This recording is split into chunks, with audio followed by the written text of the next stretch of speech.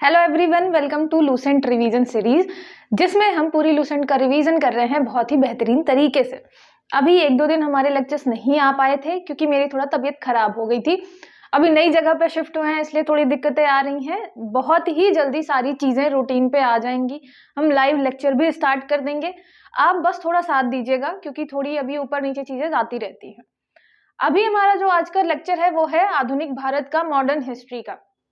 प्राचीन भारत वाला लेक्चर हमारा कंप्लीट हो गया है, उसमें शायद एक लेक्चर और बचा होगा, वो भी हम कंप्लीट कर लेंगे। ज्योग्राफी हम साथ साथ में कर रहे हैं और आधुनिक भारत वाला हमारा ये आज 7वां लेक्चर है। शुरुआत से आप जरूर शुरू करें, चाहे वो आप प्राचीन भारत स्टार्ट कर रहे हैं चाहे आधुनिक भारत। मैंने आधुनिक भारत वाला पोर्शन इसलिए भी चालू किया है जिससे आप आपके एग्जाम में सबसे ज्यादा क्वेश्चन यहीं से पूछे जाते हैं, तो आप जल्दी से इसको कवर कर पाए। ठीक है, स्टार्ट करते हैं। और आधुनिक भारत जैसे मॉडर्न हिस्ट्री आप पढ़ना चालू करेंगे तो पहले लेक्चर से जरूर करिएगा, ये हमारा क्योंकि 7वां लेक्चर है। बीच में भी आप कहीं पढ़ेंगे तो समझ में जरूर आएगा, लेकिन एक कनेक्टिविटी बने रहने के लिए, बहुत अच्छे तरीके से याद करने के लिए आपको शुरू से जरूर देखना चाहिए। उसके बाद मैं बता दूं कि जब हम कंप्लीट कर लेंगे लूसेंट तो हमारा एक कंप्लीट लूसेंट टेस्ट होगा। ये ब्राह्मी एकेडमी के एप्लीकेशन पर होगा। एप्लीकेशन आपको डिस्क्रिप्शन में मिल जाएगी, उसकी लिंक आपको डिस्क्रिप्शन में मिल जाएगी, तो आप वहां से लिंक से डाउनलोड कर सकते हैं। आपको क्यों डाउनलोड करके रखना है अभी से, क्योंकि ये जो है नोटिफिकेशन जब आपका आएगा उस टाइम पे, जब कंप्लीट हो जाएगी लूसेंट तो शायद स्किप हो जाए, तो अभी से आप डाउनलोड कर लीजिएगा। आप अगर फर्स्ट रैंक लाते हैं तो आपको 5,000 का इनाम, सेकंड रैंक लाते हैं तो 2,500 का, और थर्ड रैंक लाते हैं तो 1,700 का इनाम मिलेगा। ऑनलाइन रहेगा, बिल्कुल फ्री, रजिस्ट्रेशन चार्जेस भी नहीं लगेंगे, तो पार्टिसिपेट जरूर करिएगा। मॉडर्न हिस्ट्री में आज हम कर रहे हैं मैसूर। अब यहाँ पे आपको देखना है मैसूर जो है वो कौन सा वाला इलाका है। मैं आपको एक बेसिक बता दूं कि हमने क्या क्या देख लिया है। हमने देखा कि कैसे यूरोप के बहुत सारे व्यापारी भारत आते हैं, फिर हमने देखा कि कैसे उसमें से फ्रांसीसी और अंग्रेज जो है वो लंबे टाइम तक क्या करते हैं, झगड़े में उलझे रहते हैं। लास्ट में हमारा जो अंग्रेज है वो फ्रांसीसियों को हरा देता है, और जो आपके तृतीय कर्नाटक जो युद्ध होता है उसमें हार जाते हैं आपके फ्रांसीसी, और लास्ट में ये होता है कि सिर्फ आप व्यापार कर सकते हो। पौंडीचेरी वगैरह जो हो गया आपके फ्रांसीसियों का मेन इलाका रहता है, मेन व्यापार केंद्र रहता है। उसके अलावा जब हम बात करेंगे अंग्रेजों की, अंग्रेजों ने इनको हरा दिया। अब इनके पास ये कि ठीक है, आराम से हम अब बात करेंगे मुगलों से, फरमान जारी करवा लेते हैं फर्रुखशियार से, उसका गलत उपयोग करने लग जाते हैं। स्पेशली कहाँ पे, बंगाल वाले इलाके में। अब इस बंगाल वाले इलाके में जब वो दुरुपयोग करेंगे तो वहां के जो नवाब हैं या वहां के जो गवर्नर हैं वो परेशान होने लग जाएंगे। वो परेशान होने लग जाएंगे तो वो करेंगे इनसे युद्ध। तो फिर हमने क्या पढ़ा, हमने फिर पढ़ा दो युद्ध। एक हमने पढ़ा प्लासी का युद्ध और एक हमने पढ़ा बक्सर का युद्ध। मैंने आपको बताया कि जो आपका प्लासी का युद्ध था वो नाम मात्र का युद्ध था, यहाँ पे फूट डालो नीति करो, ये वाली उनकी नीति चल रही थी, फूट डालो राज करो वाली नीति चल रही थी। तो इसके अंतर्गत इन्होंने पहले से ही जो मेन आदमी थे उनको अपनी तरफ मिला लिया था, जिससे जब युद्ध होता है तो आधी से ज्यादा सेना जो है वो युद्ध में पार्टिसिपेट करती ही नहीं है। और जो आपका बंगाल का नवाब रहता है वो बहुत आसानी से हार जाता है, यहाँ पे अंग्रेज जीत जाते हैं। फिर थोड़े टाइम बाद वो क्या करते हैं, ये बंगाल का जो दूसरा नवाब बनाते हैं अंग्रेज खुद, वो भी परेशान होने लग जाता है अंग्रेजों से कि इनका इंटरफेयर बहुत ज्यादा है हमारे काम में, इंटरनल अफेयर्स में, आंतरिक जितना भी हमारा राजपाट है उसमें। तो वो भी क्या करते हैं, फिर सपोर्ट लेते हैं आपके अवध वाले इलाके से, और इधर आपके मुगल रहते हैं। मुगल में भी कौन राजा रहेगा, शाह आलम द्वितीय। तो फिर आपका जो बक्सर का युद्ध होता है, बक्सर का जो युद्ध होता है वो किसके किसके बीच होता है, आपके मुगल के साथ रहते हैं अवध, अवध का नवाब रहता है, बंगाल का नवाब रहता है। ये तीनों जो हैं ये आपस में इकट्ठा होकर लड़ते हैं, किससे, अंग्रेज से, अंग्रेजों से लड़ते हैं। अब यहाँ पे जो है अंग्रेज फिर भी जीत जाते हैं इतनी बड़ी सेना के साथ, क्योंकि बहुत सारे उसके रीजन रहते हैं, डिसिप्लिन रहते हैं, इनके पास काफी अच्छे अच्छे हथियार रहते हैं, बहुत सारी चीजें। तो आपके यहाँ पे अंग्रेज जीत जाएंगे। कब होगा ये आपका, 1764, 1764। तो यहाँ पे हमने किससे याद किया था, नेहरू जी से, कि नेहरू जी बक्सर के युद्ध में रहते हैं। प्लासी का युद्ध कब था, ये था आपके 1757, 1857 की क्रांति के 100 साल पहले, हमने ऐसे याद किया था। अब आपने देखा कि जैसे बक्सर के युद्ध में अंग्रेज जीत जाते हैं तो आपके बंगाल, बिहार और यहाँ उड़ीसा, इनकी क्या मिल जाती है, इनकी दीवानी मिल जाती है। दीवानी मतलब वहां पे अब वो टैक्स वगैरह वसूल सकते हैं। इतने बड़े इलाके की दीवानी मिलने के पास, अब सोचिए उनके पास कितना ज्यादा पैसा होगा। उसके अलावा अवध से भी बहुत सारा पैसा उन्होंने वसूला था, बंगाल से ले ही रहे थे, शाह आलम से बहुत सारे उन्होंने परमिशन ले लिए थे। तो ये जो है यहाँ पे अंग्रेज जो है काफी ताकतवर हो जाते हैं, काफी स्ट्रॉन्ग पोजीशन में आ जाते हैं। अब दूसरे इलाके की बात करते हैं कि भारत में और दूसरे इलाकों में क्या चल रहा था। तो आप ये वाला जो इलाका देखेंगे, यहाँ यहाँ आपके जो मेन थे वो थे मराठे। जो मराठा है पानीपत के तृतीय युद्ध तक, मतलब ऐसा था कि बहुत ज्यादा तेजी से एक्सपांड कर रहे थे, बहुत ऐसे इलाके में जा जाके वहां से कर वसूलते थे, चौथ वसूलते थे, और उसके अलावा हमला कर देते थे किसी भी राज्य पे। उन्होंने, अभी आप पढ़ेंगे मराठे तो आप ये भी देखेंगे कि मुगल दरबार में भी काफी ज्यादा इंटरफेयर था उनका, है ना। मुगल दरबार में भी किसी को राजा बनाना होता था तो उन्हीं का डिसीजन चलता था, तो काफी स्ट्रांग पोजीशन थी। पानीपत के तृतीय युद्ध में ये हार जाते हैं और तब से इनकी कंडीशन खराब होने लगती है। तो ये वाला जो इलाका है ये किसका रहता है, मराठे का रहता है। बगल में जो आप ये वाला इलाका देखेंगे हैदराबाद वाला, तो हैदराबाद मतलब इस वाले इलाके में आपको मिलेगा हैदराबाद का निजाम, वहां पे एक निजाम रहता है। मैंने जब शुरू के लेक्चर में आपको बताया है कि जब आपका मुगल यहाँ पे औरंगजेब के बाद जितने भी शासक आते हैं, उत्तर मुगल कालीन जितने भी रहते हैं शासक, वो कमजोर होते रहते हैं। तो आपके छोटे छोटे इलाके के जो शासक हैं वो अपने आप को स्वतंत्र घोषित कर लेते हैं। हैदराबाद का निजाम हो गया, अवध का नवाब हो गया, है ना, बंगाल वाला नवाब हो गया, ये सब अपने आप को स्वतंत्र घोषित करवा लेते हैं। तो यहाँ पे आपको कौन मिलेगा, यहाँ पे हैदराबाद का निजाम मिलेगा। और उसके जस्ट नीचे ये कर्नाटक वाला जो इलाका है ये है आपका मैसूर, यहाँ पे आपको मिलेगा हैदर अली।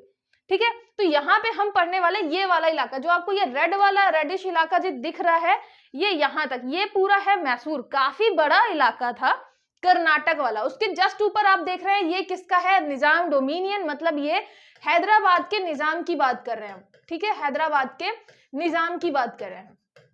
और उसके ऊपर जो ये आपका पीला वाला पोर्शन है ये किसका है, तो ये है मराठों का। ठीक है, ये है मराठों का, ये है मराठों का। और ये जो आपका है ये वाला इलाका है, जैसे ये कर्नाटक वाला है, सिरकार, यहाँ पे आपने ज्योग्राफी में पढ़ा होगा कि इसको सिरकार तट बोलते हैं ना, सिरकार वाला ये इलाका है। उसके बाद उत्कट तट हो गया, तो ये आपका जो सरकार वाला इलाका है, सिरकार या सरकार तट जो है, उत्तरी सिरकार जिसको हम बोलते हैं, तो ये वाला जो कोस्ट है यहाँ पे कौन होता है, यहाँ पे होते हैं आपके अंग्रेज। ये वाला आप देख रहे हैं यहाँ पे मद्रास, ये मद्रास आपको पता ही है किसका इलाका था, आपके अंग्रेजों का।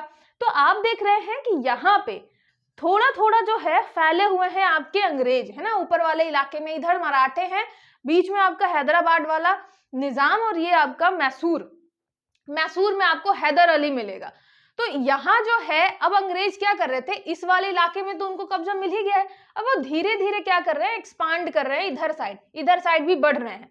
यहाँ उनको मिलेगा मैसूर, ठीक है, यहाँ इनको मिलेगा हैदराबाद, और ये वाला इलाका है मराठा का, यहाँ पे मराठा मिलेंगे। और उसके अलावा इधर साइड भी जैसे अब अवध वगैरह का यहाँ पे उन्होंने क्या कर लिया है, अपना मतलब वहां पे इंटरफेयर करना चालू कर ही दिया है। यहाँ आपको पता है कि जो मुगल है वो भी अंग्रेजों के ही अंतर्गत अब आने लग गए हैं, है ना, ज्यादा उनके पास पावर नहीं बची है। फिर यहाँ पे आप देखेंगे सिख वाला जो इलाका है, कुछ आपको राजपूत मिलेंगे, वो आपको अलग मिलेंगे। यहाँ जो ये मेन है आपके मैसूर वाले, जैसे आपका हैदर अली हो गया, हैदराबाद का निजाम, मराठे, ये सब बड़े बड़े इलाके कैप्चर करके बैठे हुए थे, है ना। ये इतना बड़ा जैसे इसका इलाका है, मराठे बहुत बड़े इलाके में थे, मैसूर में आपका हैदर अली वाला बहुत बड़ा इलाका था। तो अंग्रेजों को क्या था कि भाई इनको क्या है, हमें कंट्रोल करना है या इनको हराना है, जिससे एक बहुत बड़ा एरिया हमारे कब्जे में आ जाए। तो आप देखेंगे कि अगर अंग्रेज यहाँ पे प्लासी वाले युद्ध में क्या करते हैं, फूट डालो, शासन करो, तो उनको लगता है कि ठीक है, अगर हमें मैसूर को हराना है तो हमें हैदराबाद और मराठा इनको अपने अंतर्गत लेना पड़ेगा, मतलब अपने साथ मैत्री करवानी पड़ेगी, दोस्ती करनी पड़ेगी। अब आप बोलेंगे कि मैम ये जो हैदराबाद और मराठा हैं इनको नहीं पता था क्या कि अंग्रेज बुरे हैं, वो उनसे दोस्ती क्यों करते हैं। तो होता क्या है कि यहाँ पे जैसे हम मैसूर की बात करते हैं, मैसूर के हैदर अली हो गए, है ना, हैदर अली क्या करेंगे, जैसे ये इलाका उन्होंने कब्जा करा हुआ है ना, इतने इलाके में उनका शासन है, तो वो और युद्ध कर करके अपना इलाका बढ़ाते रहेंगे, अपना इलाका बढ़ाते रहेंगे। इसकी वजह से क्या होगा कि जो आपके हैदराबाद वाले निजाम है, ये जो मराठे हैं, उनके साथ लगातार वो युद्ध में रहेंगे, या उनको लगता रहेगा कि यार हमारा ये एरिया कैप्चर करना चाहते हैं। ऐसे ही मराठे जो हैं वो भी अपना विस्तार करना चाहते हैं, तो वो भी बीच बीच में इनके एरिया पे कब्जा करते हैं, हैदराबाद वाले एरिया पे कब्जा करते हैं।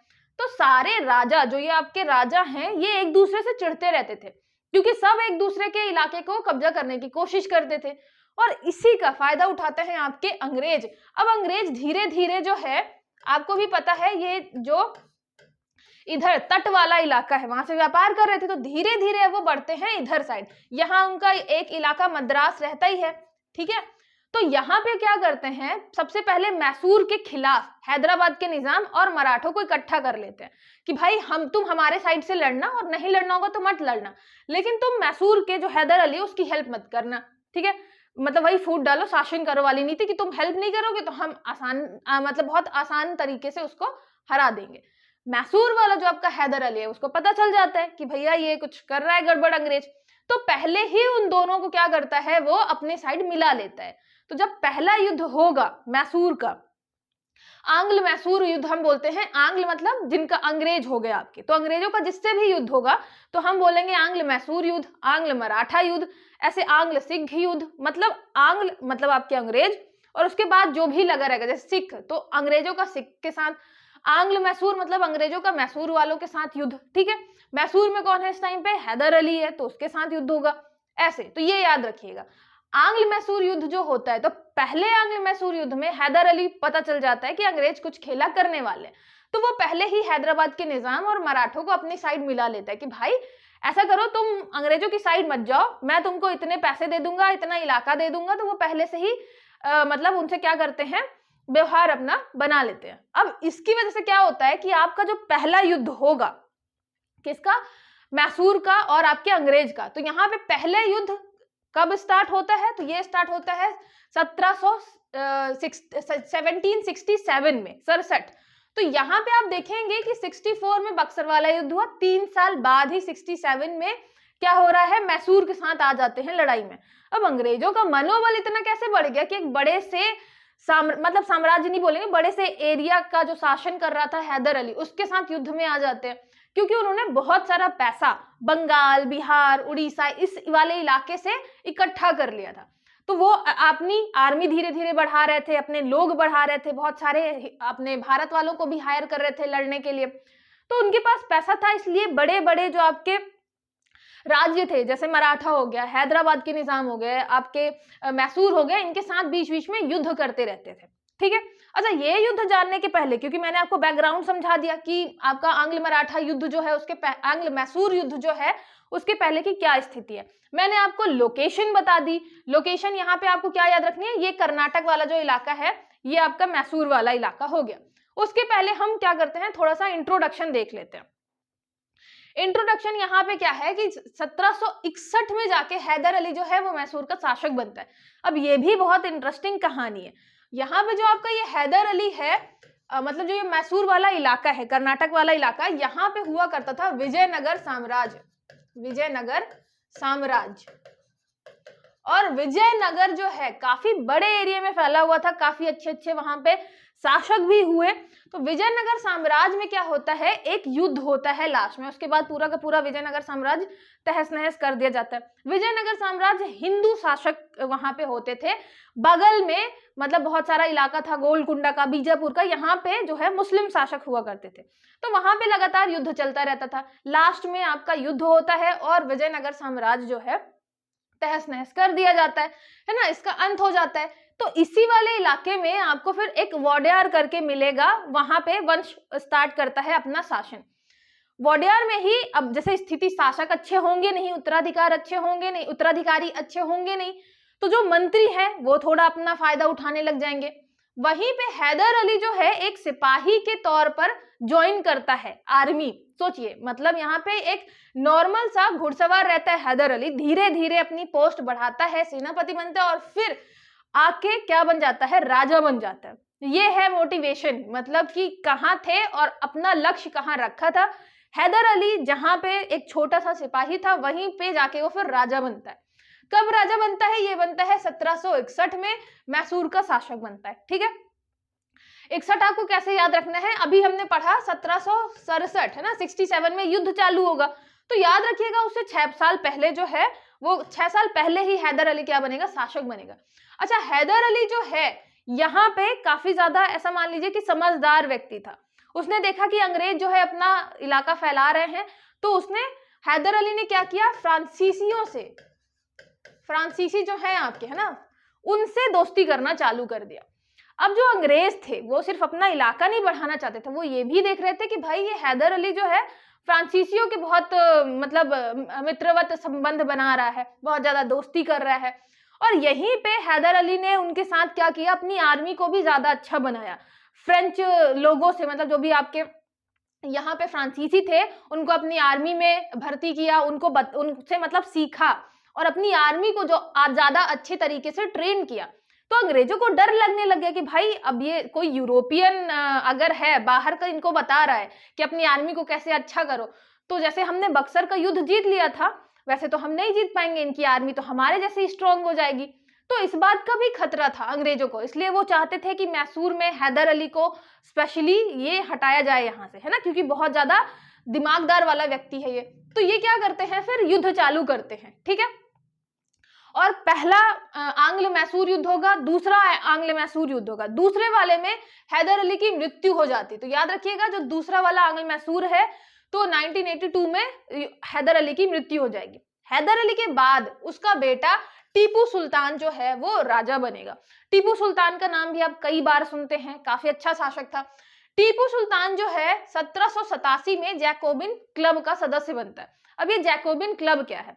फ्रांस में एक मतलब फ्रांस की जब आप क्रांति पढ़ेंगे, अगर आपने कभी भी पढ़ा होगा विश्व इतिहास, तो आप फ्रांस की क्रांति उसमें पढ़ते हैं। फ्रांस की क्रांति में आप देखेंगे कि वहां पे एक जैकोबिन क्लब हुआ करता था। तो ये जो है जैकोबिन क्लब का सदस्य बनता है। इससे इस बात का पता लगाया जा सकता है कि कितना ज्यादा फ्रांसीसियों का इंटरफेयर था, या मान लीजिए इन्फ्लुएंस था, किसके ऊपर? टीपू सुल्तान के ऊपर, हैदर अली के ऊपर। और इस बात से डरते थे अंग्रेज कि यार ये बहुत ज्यादा दोस्ती कर रहे हैं फ्रांसीसियों के साथ, हमने फ्रांसीसियों को हरा दिया है, वो आर्मी नहीं रख सकते, लेकिन इसका ये मतलब नहीं है कि वो किसी भी राजा के कहने पे उनको सपोर्ट नहीं कर सकते। अब टीपू सुल्तान खुद बोल रहा है कि ठीक है, मैं तुम्हारे यहाँ जो सबसे इंपॉर्टेंट क्लब है उसका मेंबर बनना चाहता हूं, तो बिल्कुल बनाएंगे। तो ये सारी चीजें अंग्रेजों को पसंद नहीं थी, इसलिए वो लगातार युद्ध करते रहते हैं। एक युद्ध किया, उसमें संधि की कि ठीक है अब नहीं करेंगे, अगर तुम युद्ध करोगे तो तुम्हारी मदद करेंगे। दूसरे में फिर मदद करते नहीं है, फिर युद्ध में आ जाते हैं। फिर ऐसा तीसरा भी होता है। तो आप देखेंगे कि ये जो मतलब अंग्रेज हैं वो काफी ज्यादा डरे हुए थे कि यहाँ पे आपका जो मैसूर वाला इलाका है, एक तो इलाका बहुत बड़ा है, ऊपर से मतलब इलाका बड़ा है, सैनिक बहुत ज्यादा ट्रेंड है ना, फ्रांसीसियों का उपयोग कर रहे हैं अपने सैनिकों को ट्रेंड करने के लिए, तो खतरा पैदा हो सकता है हमारे लिए। इसीलिए लगातार ये युद्ध करते रहे जब तक कि टीपू सुल्तान को मार नहीं दिया और मैसूर पे कब्जा नहीं कर लिया। ठीक है, यहाँ पे फिर जैकोबिन क्लब और यहाँ पे श्रीरंगपट्टनम में स्वतंत्रता का वृक्ष, ये जो आपका इंडिपेंडेंस ट्री ऑफ इंडिपेंडेंस है और मेंबर ऑफ जैकोबिन क्लब, ये दोनों रिलेटेड है फ्रांस की क्रांति से। बस आपको क्या याद रखना है, जैसे मान लीजिए मैंने इतनी स्टोरी आपको सुना दी, आपसे क्वेश्चन पूछा जाता है कि जैसे मैसूर वाला इलाका होगा, मराठे हो गए, हैदराबाद का निजाम हो गया, तो इसमें सबसे ज्यादा अगर फ्रांसीसियों के कोई मतलब ज्यादा मित्रवत संबंध था या बहुत अच्छी दोस्ती रखता था, उनसे ज्यादा बहुत इन्फ्लुएंस्ड था, तो कौन सा व्यक्ति था? तो आप लगाएंगे टीपू सुल्तान। टीपू सुल्तान उनके यहाँ के जैकोबिन क्लब का मेंबर भी था। ट्री ऑफ इंडिपेंडेंस मतलब वहां बहुत सारी चीजें चल रही थी, उसका एक ऐसा मान लीजिए दिखाने का तरीका कि हमारे यहाँ भी हम सपोर्ट कर रहे हैं फ्रीडम को, इंडिपेंडेंस को, तो उसके लिए हमारे यहाँ भी श्रीरंगपट्टनम जो कि राजधानी थी मैसूर की, वहां पे आपके जो टीपू सुल्तान है उसने स्वतंत्रता का वृक्ष लगवाया। तो अगर ऐसा क्वेश्चन पूछा जाता है कि फ्रांसीसी के जैकोबिन क्लब से या फ्रांसीसियों से बहुत ज्यादा कौन इम्प्रेस था, ये बहुत ज्यादा अच्छे संबंध रखता था, तो आप लगाएंगे टीपू सुल्तान। ठीक है, फिर चतुर्थ आंग्ल मैसूर युद्ध जब होता है, 4th नंबर का जो होता है, उसके बाद श्रीरंगपट्टनम में टीपू सुल्तान की मृत्यु हो जाती। कब होगा? 1799। ईयर अभी हम सारे याद करेंगे। यहाँ पे ऐसी कंडीशन आ जाती है कि मतलब आपका जो टीपू सुल्तान रहता है वो क्या करता है, बहुत दूसरे दूसरे देशों में, अरब देशों में भी यहाँ पे क्या भेजता है, अपने दूत भेजता है, एम्बेसडर भेजता है कि भाई हमारी हेल्प करो। टीपू सुल्तान समझ गया था कि अंग्रेज जो हैं वो कब्जा करना चाहते हैं पूरे भारत पे, और ये बहुत गलत नीति है, कोई और नहीं समझा था। इसकी वजह से उन्होंने सोचा कि हेल्प मंगा लेते हैं, अरब वाला जो इलाका है जहाँ पे मुस्लिम्स वगैरह हैं वहां से हेल्प मंगा लेते हैं, लेकिन किसी ने हेल्प नहीं की। इन्होंने अपने राजदूत भेजे वहां पे, लेकिन किसी ने हेल्प नहीं की, और लास्ट में अंग्रेज ये समझ जाते हैं कि ये बहुत बड़ा खतरा बन सकता है हमारे लिए, है ना। इसको इतनी ज्यादा अकल आ गई है कि दूसरे लोगों से हेल्प ले रहा है, मराठे नहीं समझ पा रहे, हैदराबाद का निजाम हो गया, अवध का हो गया और सिख हो गए, ये सब नहीं समझ पा रहे, लेकिन टीपू सुल्तान समझ गया है, वो बाहरी देशों से हेल्प ले रहा है, तो ये तो हमारे लिए खतरा हो सकता है। तो इसलिए फिर लगातार युद्ध करते रहते हैं। 4 युद्ध होते हैं, आंग्ल मैसूर युद्ध, दूसरे में हैदर अली की मृत्यु होती है, चौथे में टीपू सुल्तान की फिर मृत्यु हो जाती है। ठीक है, तो ये आपको क्या करना है, याद रखना है, थोड़ा बैकग्राउंड याद रखना है। आपका आंग्ल मैसूर युद्ध जरूरी क्यों है और आपको याद क्यों रखना है, ठीक है, क्योंकि इन्होंने काफी अच्छे तरीके से ऐसा मान के चलिए कि युद्ध में परफॉर्म किया अंग्रेजों के खिलाफ। ये ऐसे थे जो टिके रहे, और सबका क्या होता है कि हार जाते हैं, संधि कर लेते हैं। पहला जो युद्ध होता है आंग्ल मैसूर युद्ध, पहला वाला, उसमें अंग्रेज हारते हैं, याद रखिएगा, और लास्ट में आके क्या होता है, संधि कर लेते कि चलो ठीक है, तुमने जो एरिया हमारा जीता वो वापस कर दो, हमने जो तुम्हारा जीता हम वो वापस कर देंगे। इतना ज्यादा क्या होता है, ये हैदर अली ही सिर्फ ऐसा इकलौता रहता है जो जीत पाता है, वो भी अपने दिमाग से, बहुत दूरदर्शिता के कारण। वो मराठाओं को, ये जो आपका इलाका है मराठा वाला, तो यहाँ पे मराठाओं को अपने मतलब साथ मिला लेता है कि भाई तुम अंग्रेजों का साथ मत दो, तो मराठाओं को मिला लेता है, यहाँ पे हैदराबाद के निजाम को भी मिला लेता है, जिससे वो अंग्रेजों का साथ नहीं दे, और इसी वजह से वो पहले वाले युद्ध में जो है वो अंग्रेजों को हरा पाते हैं। ठीक है, तो यहाँ पे हमें क्या याद रखना है, फिर चारों युद्ध याद रखने हैं, युद्ध किस किस टाइम हुए ये याद रखना है, उसके साथ साथ संधियां याद रखनी है। संधि कब होगी, जब हमें युद्ध खत्म करना होगा, है ना, कोई एक पक्ष जीत रहा होगा बिल्कुल एक तरफा तरीके से, तो फिर संधि नहीं होगी, उसको तो पता है ना अब संधि क्या करना, अब तो हम जीत ही गए, पूरा ही हमारे कब्जे में आ गया। संधि तब होगी जब निष्कर्ष नहीं निकल रहा होगा कि अब मतलब थोड़ा बहुत हार गया है कोई इलाका, दूसरा थोड़ा बहुत जीत गया है, ऐसे कर करके तो फिर हम संधि कर लेते हैं कि चलो युद्ध खत्म करो, संधि कर लो। तो इसलिए संधियों को भी याद रखना क्या है, बहुत ज्यादा जरूरी है। पहला हो गया आपका आंग्ल मैसूर युद्ध, पहला कब चालू होगा, याद रखिएगा 1767। आपको ईयर जरूर याद रखने हैं, सारे के सारे कर्नाटक वाले सारे याद रखने हैं, ठीक है, कहाँ पे कौन सी जो आपकी पेरिस वाली संधि है वो कब होती है, एक एक्सला शापेल जो मैंने बताई है वो कब संधि होती है ना, संधियां सारी याद रखनी है। उसके अलावा यहाँ पे भी जो आप संधि पढ़ रहे हैं वो याद रखनी है। बक्सर के युद्ध में मैंने आपको इलाहाबाद की संधि बताई है, तो संधियां जरूर याद रखनी है क्योंकि वहां से क्वेश्चन पूछे जाते हैं। प्रथम आंग्ल मैसूर युद्ध में मद्रास की संधि होती है। अब देखिए मद्रास मतलब आपके अंग्रेजों वाला इलाका, मतलब हम अंग्रेजों वाले इलाके में पहुंच जाते हैं मैसूर वाले, तो उन्हीं के यहाँ जाके संधि कर लेते हैं। वैसे याद रखेंगे कि पहले वाले में अंग्रेज हारते हैं तो उन्हीं के घर में बैठ के फिर हम संधि करते हैं, ठीक है। तो हैदर अली जाता है, संधि करता है कि चलो भाई संधि करते हैं, तो 67 में स्टार्ट होता है, 69 में होगा, यहाँ पे गलत हो गया, ये आपका 69 है, ठीक है। 69 जैसे ही युद्ध खत्म होता है, तो जिस साल युद्ध खत्म होगा उसी साल फिर हम संधि करेंगे। तो 69 में 2 साल में हमने, याद रखिएगा मैंने आपको बताया था कि ये याद रखना है कितने लंबे टाइम तक चला और उसका पहला साल क्या था। 1767 में स्टार्ट हुआ, 2 साल चला, मतलब 69 में जाके आपकी पहली कौन सी संधि होगी, मद्रास की संधि। अंग्रेज हार जाते हैं तो उनके घर पे बैठ के हम पहली संधि करते हैं मद्रास में, है ना, ऐसे याद आपको रखना है। दूसरा, पहले वाले युद्ध में मैंने आपको बताया कि हैदर अली ने मराठों को और हैदराबाद के निजाम को अपने साइड कर लिया था, वो हेल्प नहीं करते अंग्रेजों की, इस वजह से आपके अंग्रेज हार जाते हैं। दूसरा हो गया आपका 1780 से 84, 4 साल चलते हैं, याद रखिएगा ये 4 साल चलता है।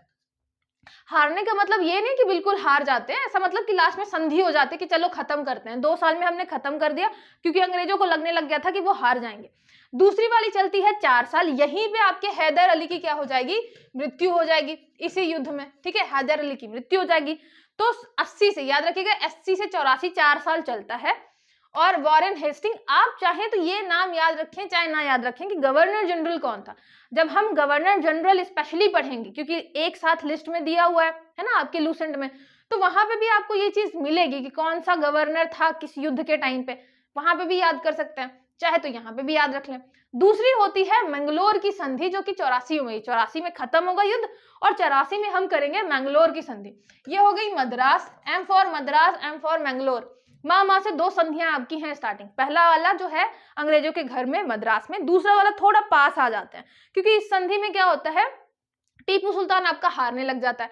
अच्छा, दूसरी आपका जो युद्ध है द्वितीय आंग्ल मैसूर युद्ध, इसमें आपके जो मराठे हैं और जो हैदराबाद का निजाम है वो खेला कर देता है। अब वो सपोर्ट नहीं कर रहा है मैसूर को, सपोर्ट नहीं कर रहा, वो अंग्रेजों को सपोर्ट कर रहा है। इस वजह से इस युद्ध में 4 साल का टाइम लगता है, हैदर अली की मृत्यु भी हो जाती है और थोड़ा युद्ध में हानि होती है आपके मैसूर को।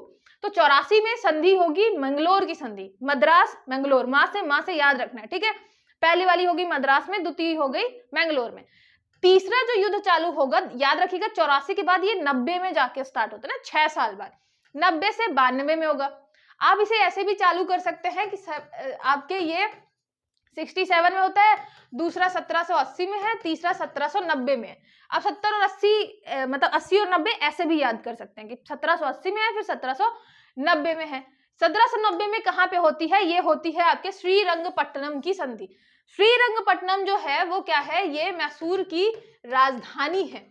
अब आपको पता ही चल रहा होगा कि अगर मैसूर में जो राजधानी है वहीं बैठ के संधि कर रहे हैं, मतलब कौन जीता, आपके अंग्रेज जीते। तो जो तीसरा वाला आपका युद्ध है, इसमें टीपू सुल्तान को बहुत ज्यादा हानि होती है, यहाँ तक कि जो श्रीरंगपट्टनम की संधि करते हैं इसमें आपके टीपू सुल्तान के बेटों को भी ले जाते हैं कि इतना पैसा तुम हमें दो, और दोगे कैसे, मतलब कुछ ना कुछ तो रखना पड़ेगा हमें अपने पास कि तुम पैसा देते रहो और इतना पैसा हमारा चुकाओ। तो बेटों को लेकर जाते हैं, यहाँ तक की मतलब संधि होती है। अंग्रेज इतने ज्यादा क्रूर होते हैं, क्योंकि पैसा वसूलना होता ही है, हमसे तुमने युद्ध किया, इतना लंबा युद्ध चला, हमारा बहुत नुकसान हुआ, तो तुम पैसा भरोगे। इस चक्कर में ये श्रीरंगपट्टनम की संधि बहुत ज्यादा ऐसा मान लीजिए कि बुरी रहती है टीपू सुल्तान के लिए, लेकिन फिर वो करते हैं। ये होता है कि ठीक है, अब निभाना तो है, बेटे चले गए उनके। तो 1792 में क्या होती है, ये आपकी तृतीय आंग्ल मैसूर युद्ध में संधि होती है, श्रीरंगपट्टनम मतलब वहां उनके राजधानी में ही, ठीक है। चौथी जो है, अब आप देखेंगे कि 92 से फिर यहाँ आता है 99, कुछ साल, मतलब यहाँ पे धीरे धीरे करके टीपू सुल्तान पैसा चुका देता है, फिर धीरे से करके यहाँ पे बाहर, मैंने बताया अरब देशों में हेल्प के लिए क्या करता है, राजदूत भेजता है अपने। अब अंग्रेज देख रहे हैं कि यार हमने इसको इतना मतलब इतना गंदे तरीके से हराया, इतनी ज्यादा मतलब कठोर संधि की, इतने सारे पैसे वसूले, उस टाइम पे बहुत ही ज्यादा पैसे उससे वसूले गए थे हैदर मतलब आपके टीपू सुल्तान से, फिर भी उसने सब रिकवर कर दिया है ना, सब दे दिया। फिर आते हैं 1799 में कि भाई ये टीपू सुल्तान मान नहीं रहा, इसको पता चल गया है कि हम सही नहीं है भारत के लिए। तो ये फ्रांसीसियों से हेल्प ले रहा था पहले, अब अरब देशों से हेल्प के लिए मतलब ये क्या कर रहा है, अपने राजदूत भेज रहा है। तो 1799 में जाके फिर होती है चौथी आंग्ल मैसूर युद्ध। इस युद्ध में हैदर आपके टीपू सुल्तान की मृत्यु हो जाती है, ठीक है। तो यहाँ पे क्योंकि अब यहाँ पे टीपू सुल्तान आपका मर जाएगा, ठीक है, टीपू सुल्तान की मृत्यु हो जाएगी, तो यहाँ पे कोई संधि आपकी होगी ही नहीं, ठीक है। तो ये रहा आपका आंग्ल मैसूर। आंग्ल मैसूर में 4 युद्ध हुए, पहले तो ये याद रखना है। एक है 67 में, फिर 67 के बाद 1780, 1790 और 1800 जाने के 1 साल पहले मतलब 1799, ठीक है। ये 10-10 का गैप आप याद रखेंगे, ठीक है। यहाँ पे भी 67 से अगर 70 हो जाता तो ये 3 पहले, तो 67, 1790, 1780 और 1799, ठीक है, एक कम 1800, तो 10-10 साल का गैप है। आप ऐसे करके याद रखेंगे, एक बार में याद नहीं होगा, बार बार रिवाइज आपको करना पड़ेगा। 1967, 1780, 1790 और फिर 1799। 1780 वाला 84 तक चलता है, ऊपर दोनों के मतलब पहला और तीसरा जो है वो 2-2 साल चलते हैं, 67 से 69, 90 से 92, ऐसे आप याद कर लेंगे, ठीक है। 80 वाला बस 4 साल चलता है तो 84 तक जाता है, उसके अलावा 90, 92 जाएगा, 67 से 69 तक जाएगा। 99 वाला 1 साल चलेगा, क्योंकि यहीं पे अब जो आपका टीपू सुल्तान है वो कमजोर रहता है, इतनी ज्यादा आर्मी भी नहीं रहती, तो बहुत ही आसान तरीके से आपके अंग्रेज जो है हरा देते हैं, वहां पे मृत्यु भी हो जाती है टीपू सुल्तान की। दूसरे वाले में हैदर अली की मृत्यु होती है, ये याद रखना है आपको। और फिर जब हैदर अली की मृत्यु होगी उसके बाद क्या होगा आपका, हम फिर संधि कर लेंगे मैंगलोर की। संधि आपको एक लाइन से याद रखनी है, तो कैसे याद रख सकते हैं, मद्रास मैंगलोर 2-2 mm से आएंगे, फिर आएगा श्रीरंगपट्टनम, मतलब उन्हीं की राजधानी में बैठ के करेंगे। पहले वाले अंग्रेज हारेंगे तो उनके घर में बैठ के करेंगे, मतलब मद्रास, फिर मैंगलोर, फिर श्रीरंगपट्टनम, और फिर लास्ट में टीपू सुल्तान की हो जाएगी मृत्यु। ठीक है, ये और ये तीनों इंपॉर्टेंट है। बचा आपका गवर्नर। तो गवर्नर पहले आपको गवर्नर ऐसे लाइन से याद करने पड़ेंगे, पहले कौन आया फिर बाद में कौन आया। तो पहले वॉरेन हेस्टिंग आता है, उसके टाइम पे द्वितीय आंग्ल मैसूर होगा। फिर आएगा कॉर्नवालिस के टाइम पे थर्ड आंग्ल मैसूर होगा। फिर आएगा आपका वेलेस्ली, उसके टाइम पे चौथा वाला होगा। आप यहाँ पे बस एक बार नाम देख लें, जरूरी नहीं है कि अच्छे से याद करें, ईयर आपको अच्छे से याद करना है। अगर उसके संधि कौन कौन सी हो रही है ये याद रखना है, और थोड़ा सा ये भी याद रखना है कि बैकग्राउंड क्या था। पहले वाले में आपके मराठा और जो हैदराबाद है, हैदराबाद वो इसके साथ रहते हैं, हैदराबाद, ठीक है, वो साथ में रहते हैं। इसमें साथ में नहीं रहते हैं तो हैदर अली की क्या हो जाती है, मृत्यु हो जाती है। ठीक है, हैदर अली की मृत्यु हो जाती है।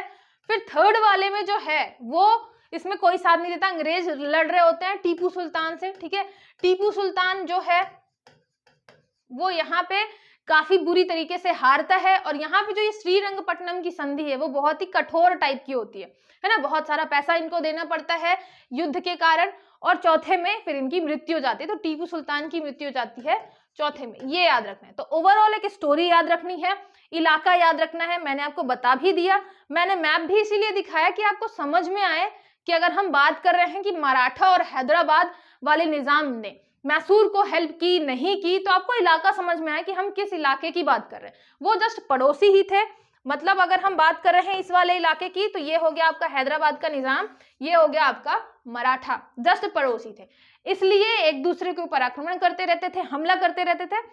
तो ज्यादातर ये होता था कि अंग्रेज इस चीज का फायदा उठाते थे कि भाई तुम्हारा एरिया, अब जैसे मराठों को बोल दिया कि ऐसा करते हैं जब मैसूर हार जाएगा तो इसका कुछ एरिया, इधर साइड वाला एरिया जो है तुम ले लेना, निजाम को बोल दिया इधर साइड वाला एरिया तुम ले लेना, तो वो दोनों एग्री कर जाते हैं कि ठीक है भाई, युद्ध भी नहीं लड़ना पड़ेगा और हमें एरिया भी मिल जाएगा। ठीक है, और मैसूर जो है वो अपना, हैदर अली बहुत स्ट्रांग, बहुत अच्छा नेता था, तो अपना एरिया भी बढ़ा रहा था, उससे भी उनको क्या हो जाएगा, छुटकारा मिल जाएगा। लेकिन कोई ये नहीं समझ पा रहा था कि ये अंग्रेज इतना क्यों इन्वॉल्व हो रहे हैं। अंग्रेज धीरे धीरे करते करते ये मैसूर वाला जो एरिया कैप्चर कर लेंगे, तो यहाँ मद्रास से लेके ये मैसूर वाला जो इलाका है यहाँ पे भी इनका जो है वो शासन फैल जाएगा। ठीक है, तो ये जो था ये कोई नहीं समझ पा रहा था, इसलिए धीरे धीरे आप देखेंगे कि इस वाले इलाके में, ठीक है, आपके मतलब यहाँ पे बंगाल वाले इलाके में, उसके बाद यहाँ पे आप देखेंगे मैसूर वाले इलाके में, यहाँ धीरे धीरे अंग्रेज क्या है अपना कब्जा कर रहे थे। ठीक है, अब हमारे पास मराठे हैं, हमारे पास सिख हैं, इनके बारे में हम देखेंगे और देखेंगे कैसे अंग्रेज इन सबको कब्जे में लेते हैं, सारा एरिया कैप्चर करते हैं। और बीच में आप देखेंगे अलग अलग संधियां, जैसे सहायक संधि, बड़ी अच्छी संधि आती है कि ऐसा करो, हम तुम्हें किसी से भी युद्ध में मतलब लड़ने जाना होगा, हम तुम्हें मदद कर देंगे, सहायक संधि कर लो हमारे साथ।